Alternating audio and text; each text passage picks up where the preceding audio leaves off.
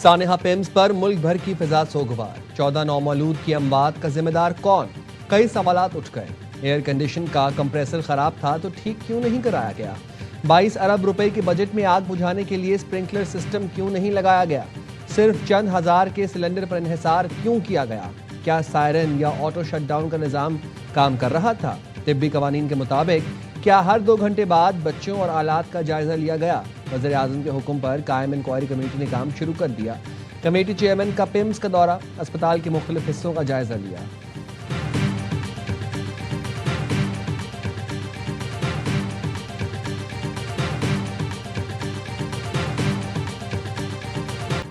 कौमी असम्बली की कायमा कमेटी बराए सेहत का पिम्स अस्पताल का दौरा। चेयरमैन कमेटी महेश कुमार ने कहा, किसकी कोताही है, कौन जिम्मेदार है, इसकी तहकीकात होगी। मुकम्मल छानबीन के बाद कमेटी की रिपोर्ट वज़ीर आज़म को पेश करेंगे। कमेटी का इजलास बुला रही हैं जिसमें मुख्तलिफ मसाइल पर बात होगी। PTI से दरखास्त है वो भी इजलास में शिरकत करे। कमेटी के रुकन सोबिया शाहिद और आलिया कामरान ने वफाकी वज़ीर सेहत मुस्तफ़ा कमाल के इस्तीफे का मुतालबा कर दिया।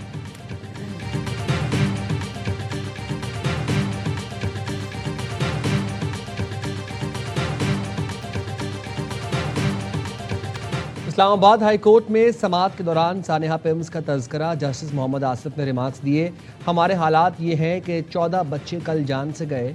इतने बड़े अस्पताल में सहूलतें ना हों तो लोग क्या करेंगे?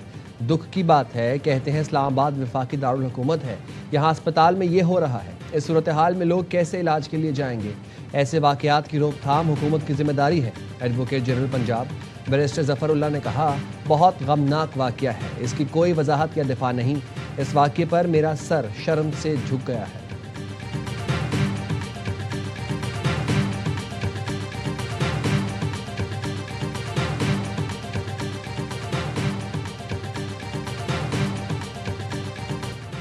हुकूमत के लोगों का रवैया इंतहाई गैर जिम्मेदाराना है। ये अपनी वजारत और अस्पतालों की हालत नहीं देखते, कराची और सिंध की सियासत में मुदाखलत करते हैं। पीपल्स पार्टी के रहनुमा नैयर बुखारी कहते हैं, मुतालिका वजीर के पास वफाक की सतह पर सिर्फ 2 अस्पताल हैं। जिम्मेदारी लेने के बजाय सिर्फ जवाब पेश किए जा रहे हैं।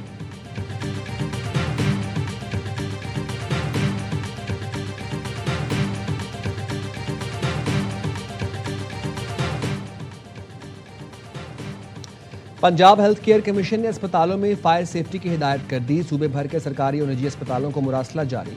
कहा, फायर सेफ्टी कवानीन, कवायद और PHC मयार पर अमल किया जाए। अस्पतालों में इमरजेंसी कोडिंग सिस्टम नाफज किया जाए। फायर फाइटिंग आलात, हंगामी रास्तों और नक्शों की दस्तियाबी यकीनी बनाई जाए। कवानीन की खिलाफ वर्जी करने वाले अस्पतालों की रिपोर्ट्स PHC को दें। पंजाब इमरजेंसी सर्विसेज से गुज़िश्ता 3 बरस के मुआयनों की तफसीलात भी तलब कर दी।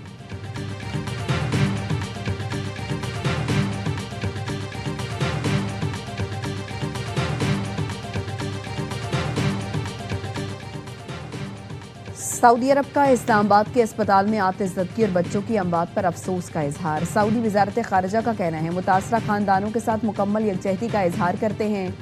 गम की घड़ी में पाकिस्तानी हुकूमत और अवाम के साथ खड़े हैं।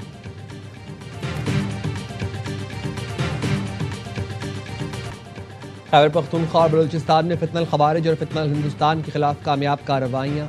11 दहशतगर्द मारे गए। जनूबी वज़ीरिस्तान के इलाके लदहा में 5, बन्नू में 2 खारजी हलाक किए गए।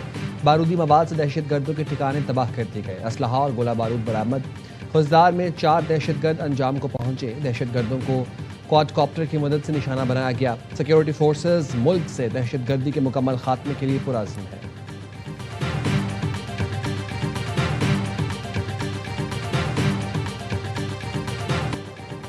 आज़ाद कश्मीर का वज़ीर आज़म कौन होगा? मुस्लिम लीग नून में इख्तिलाफात। वज़ीर आज़म हाउस में अहम बैठक।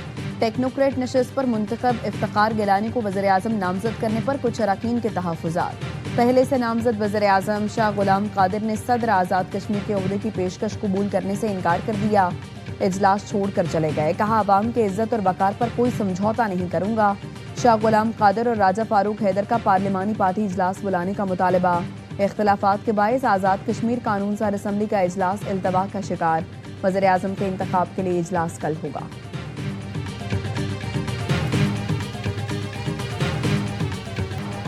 वज़ीर आज़म शहबाज शरीफ से सऊदी सफ़ीर की अलविदाई मुलाकात। वज़ीर आज़म ने पाकिस्तान के लिए सऊदी अरब की हिमायत और मुआवनत को सराहा।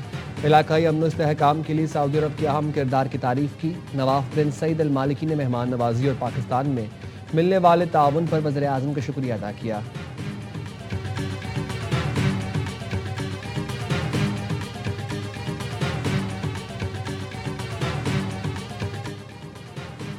खित्ते में अमन के लिए पाकिस्तान की कोशिशें जारी हैं। फील्ड मार्शल सैयद आसिम मुनीर ने ईरान का दौरा किया, इलाकाई अमन की बहाली के लिए बातचीत की। तर्जुमान दफ्तर खारिजा ताहिर हुसैन अंद्राबी की मीडिया ब्रीफिंग। कहा, पाकिस्तान ने मशरिक़ वस्ता के बहरान के हल के लिए ब्रादर ममालिक से राबते जारी रखे। पाकिस्तान ने वाशिंगटन और तेहरान के दरमियान मुखलिसाना किरदार अदा किया। ईरानी क़यादत ने भी पाकिस्तान के किरदार को सराहा।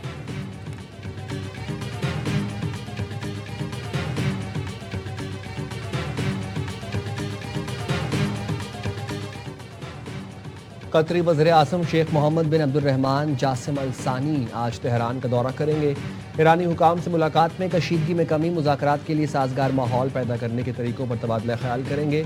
कतरी वज़ारत ख़ारिजा के तर्जुमान डॉक्टर माजिद अंसारी ने एक्स पर लिखा, कतर ने ईरान अमरीका कशीदगी कम करने के लिए सिफारती कोशिशें तेज़ करने का फैसला किया है। ईरान से आबनाए हुर्मुज़ में जहाज़ों की आज़ादाना नकलो हमल पर बातचीत की जाएगी।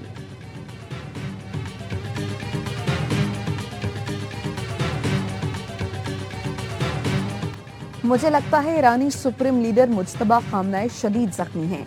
सदर ट्रंप का अमरीकी मीडिया को इंटरव्यू। कहा, ईरान के साथ जंग के खात्मे के लिए मुज़ाकरात में किसी किस्म की जल्दी नहीं। ईरान के खिलाफ मौशी दबाव और फौजी हमले दोनों मौसर साबित हुए। इस मामले को सुलझाने के लिए मेरे पास बहुत वक्त है। तमाम चीज़ें बहुत बड़ी कामयाबी की जानिब जा रही हैं।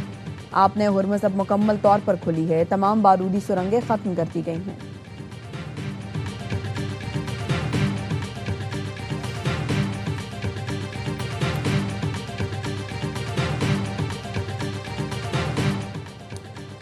ईरान ने नई अमरीकी पाबंदियों को रियासती और मौशी दहशतगर्दी करार दे दिया। अमरीकी इक़दाम के खिलाफ अक़वाम मुत्तहिदा से रुजू कर लिया।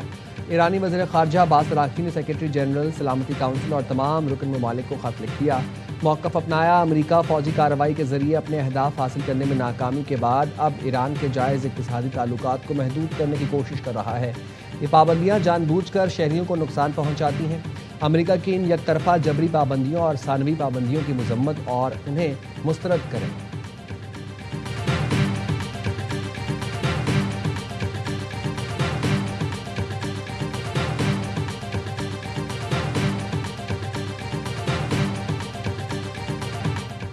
पार्लियामान की हद तक ऑपोजिशन का इत्तेहाद तश्कील पा चुका। नए इत्तेहाद के लिए पीटीआई के साथ मुआहिदा तहरीरी सूरत में होना चाहिए। जेयूआई के रहनुमा सेनेटर कामरान मुर्तज़ा कहते हैं, बलूचिस्तान के लोगों का हक़ हाकमियत और हक़ मिल्कियत तस्लीम किया जाए। बानी पीटीआई किसी मखसूस अस्पताल के डॉक्टर से इलाज कराना चाहते हैं तो उसमें क्या हर्ज है। हुकूमत के खिलाफ तौहीन अदालत साबित नहीं हो सकेगी।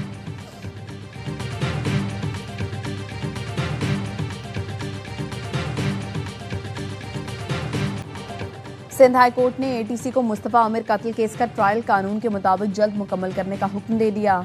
ट्रायल कोर्ट ने रिपोर्ट सिंध हाई कोर्ट में जमा करा दी। ट्रायल चलने में ताखीर का जिम्मेदार मुल्जिम अरमगान और वकील खुरम अब्बास को करार दिया। सिंध हाई कोर्ट ने केस के ट्रायल में ताखीर की वजूहात को गैर तसल्ली बख्श करार दे दिया। मुल्जिम अरमगान और शहराज को नोटिस जारी कर दिए। 22 सितंबर को दोनों मुल्जिमान से जवाब तलब कर लिया।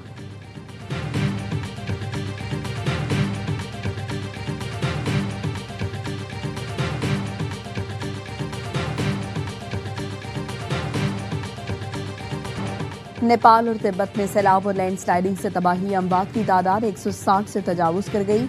हलाकतों में इजाफे का खदशा। 300 से ज्यादा गैर मुल्कियों समेत 800 से ज्यादा अफराद लापता।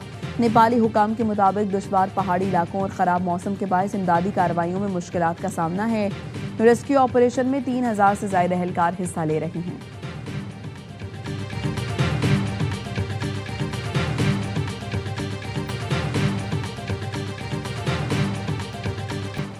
अमरीकी कमीशन बराए बैनुल-अक़वामी मजहबी आज़ादी ने भारतीय इंतहा पसंद तंजीम RSS अरकान पर पाबंदी और सरबराह मोहन भगवत का अमरीकी वीज़ा मनसूख करने का मुतालबा कर दिया। USSIRF की सरबराह सेसी हेल का कहना है, भारत में मजहबी आज़ादी की सूरत हाल अबतर है। मुसलमानों, मसीहियों और दीगर मज़ाहिब के लोगों को निशाना बनाया जाता है। भारतीय हुकाम मुसलमानों, मसीहियों के खिलाफ तशद्दुद की रोकथाम में नाकाम रहे हैं। अमरीकी हुकूमत भारत को मजहबी आज़ादी की खिलाफ वर्जियों पर जवाबदेह ठहराए।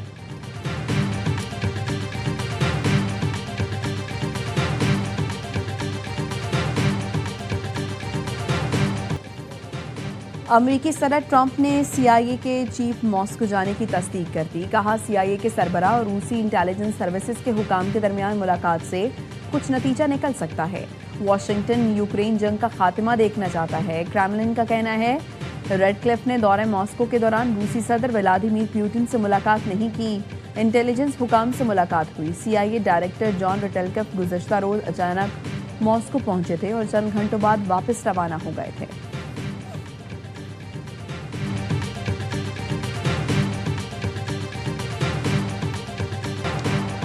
फलस्तीन में इजरायली गैर कानूनी आबादकारी बदस्तूर जारी है। जंग बंदी के बाद से 1200 से ज़ायद फलस्तीनी शहीद हो चुके। अक़वाम मुत्तहिदा के सलामती काउंसिल में पाकिस्तान के मुस्तकिल मंदूब आसिम इफ्तिखार कहते हैं जंग बंदी बरकरार है तो हमले कैसे जारी हैं। आबादकारों का तशद्दुद और जबरी बेदखली ख़त्म करना ज़रूरी है।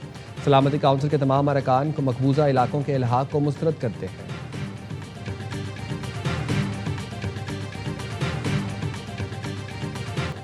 गजा में दोबारा मुकम्मल जंग छिड़ गई तो वापसी का रास्ता नहीं बचेगा। गजा बोर्ड ऑफ पीस के लिए अमरीकी खुसूसी नुमाइंदा निकोलाई मालादिनोव का अक़वाम मुत्तहिदा में खिताब।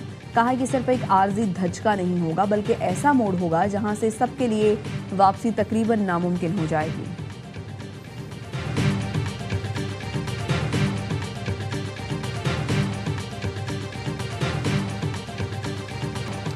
पाकिस्तान और इंग्लैंड के दरमियान सीरीज का दूसरा टेस्ट आज से लॉर्ड्स में शुरू होगा। मेज़बान इंग्लैंड को सीरीज में 1-0 की बढ़तरी हासिल। कप्तान बाबर आजम की टीम में वापसी। कहते हैं 90% फिट हूँ, मैच और सीरीज में दस्तयाब हूँ। लॉर्ड्स में टीम की क़यादत करना एजाज़ है। सिर्फ रिजवान नहीं, तमाम सीनियर खिलाड़ियों को जिम्मेदारी लेना होगी। कोई परफॉर्म नहीं करता तो मुख्तलिफ options आजमाएंगे।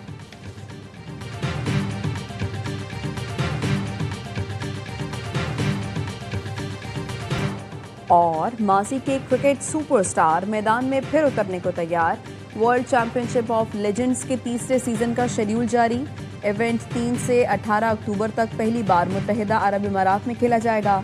Shahid Afridi, AB de Villiers, Yuvraj Singh, DJ ब्रॉर और मोइन अली जैसे सुपरस्टार एक्शन में होंगे। चैंपियनशिप में पहली बार बांग्लादेशी टीम भी हिस्सा लेगी। पाकिस्तान को इब्तदाई दोनों सीजन के फाइनल खेलने के एजाज़ हासिल है।